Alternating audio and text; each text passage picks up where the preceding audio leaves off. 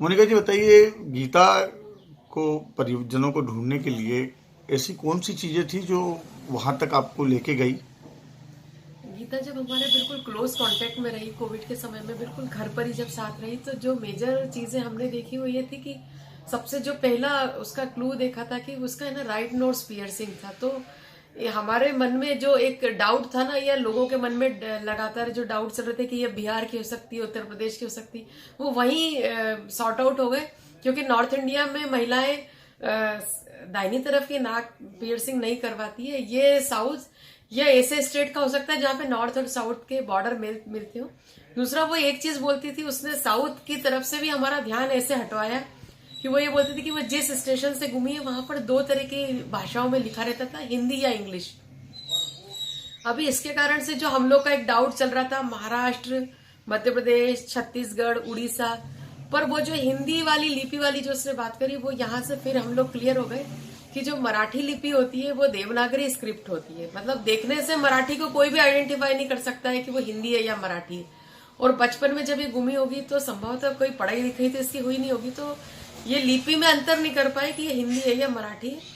वही एक बहुत बड़ा क्लू था जो हमको सीधे सीधे लेकर गया कि हम या तो तेलंगाना या महाराष्ट्र के उन क्षेत्रों में सर्च करें जहां पर ये संभावित जगह हो सकती है। और ये जो गन्ना चावल की खेती और ये सब चीजें तो उसी बेल्ट में होती है। और जो बहुत मेजर क्लू हमको मिला था वो ये था कि इसकी जो राइस ईटिंग हैबिट है, जो चावल मिक्सिंग टेक्निक है, वो ये है कि एक दक्षिणी या मराठी लोगों का जो चावल और सब्जियों के साथ मिक्स करने का जो स्टाइल होता है वो हमारे नॉर्थ इंडियंस में नहीं होता। ये जो मेजर क्लू थे वो हमने देखे और फिर बताया। और वो हमेशा बताती थी कि कृष्ण की जो वाइफ है वो नाम मेरा था। अब हम लोग ने उसको कई सारे नाम बताए पर वो तब हाँ नहीं करती थी, पर फाइनली पता चला कि इसका नाम बचपन का राधा निकला है। तो ये सारी चीजें थी जो ले जा रही थी महाराष्ट्र और तेलंगाना की तरफ, और फाइनली वहीं पर इसका सारी चीजें मिल गई। आप इनकी माँ से मिले, फिर उन्होंने कुछ पहचान बताई, फिर जब दोनों पहली बार मिले माँ और गीता, तब फिर क्या सीन था वो आपने देखा था? इनकी माँ ने एक चीज बताई थी जो कोई भी एक माँ ही अपनी बच्ची के बारे में बता सकता है कि उसके शरीर पर किस किस तरह के चोट के निशान है। क्योंकि माँ से बेहतर कोई भी एक अपनी बिटिया को नहीं जान सकता, चाहे बाहरी हो चाहे आंतरिक रूप से।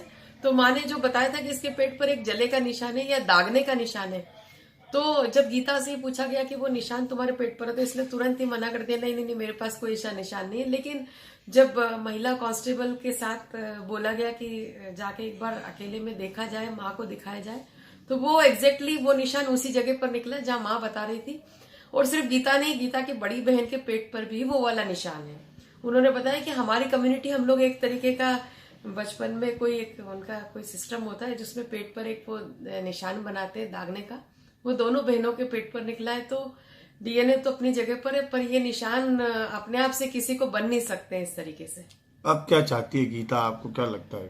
गीता से बात होती है आपकी? गीता के लिए अभी किसी को एक्सेप्ट करना कठिन है, क्योंकि वो जिस लाइफ स्टाइल में वो रही है, जिस तरह का वो खाना खाती थी, जिस तरीके से वो फोर व्हीलर में घूमती थी, हवाई जहाज में घूमती थी, तो ऐसे में माँ का व्यवसाय मटका बेचने का है, तो एक सामान्य घर में एकदम से रह पाना थोड़ा सा कठिन हो सकता है। लेकिन धीरे धीरे समय बीतता जाएगा और अगर गीता की समझ डेवलप हो जाएगी तो शायद वो उनको एक्सेप्ट कर ले।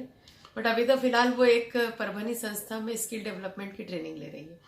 अब ये बताइए भाभी कि अब जो आपने डीएनए रिपोर्ट सरकार को भी बता दिया है, अब कितना काम बाकी है? मतलब आप कितने परसेंट श्योर है कि वही फैमिली है, और अब कितना काम बाकी है? उसके सारे क्लूज तो 100% हमने वहीं ढूंढ के निकाल दिए हैं जो गीता हमको पॉइंट्स देती थी, चाहे वो नदी, मंदिर, खेत, किस तरह की खेती, किस तरह के जलवायु, किस समय ट्रेन में बैठना है, वो सारे लिंक तो वहां पर बिल्कुल हमारे हिसाब से 100% सटीक मिल गए।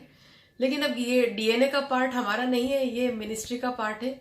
वो अपने पार्ट को कर ले तो फाइनली जो एक मोड़ थी वो लग जाएगी इस पर।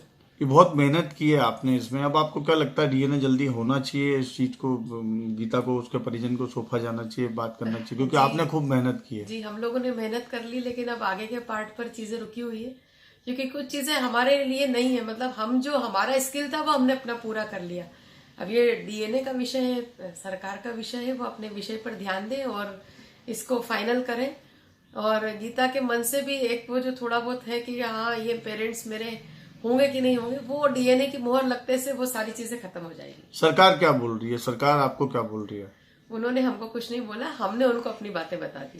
आपका नाम बता दीजिए। मैं मोनिका पुरोहित, आनंद सर्विस सोसाइटी की संचालक, जो मूक बधिर दिव्यांग लोगों के लिए कार्य करती है।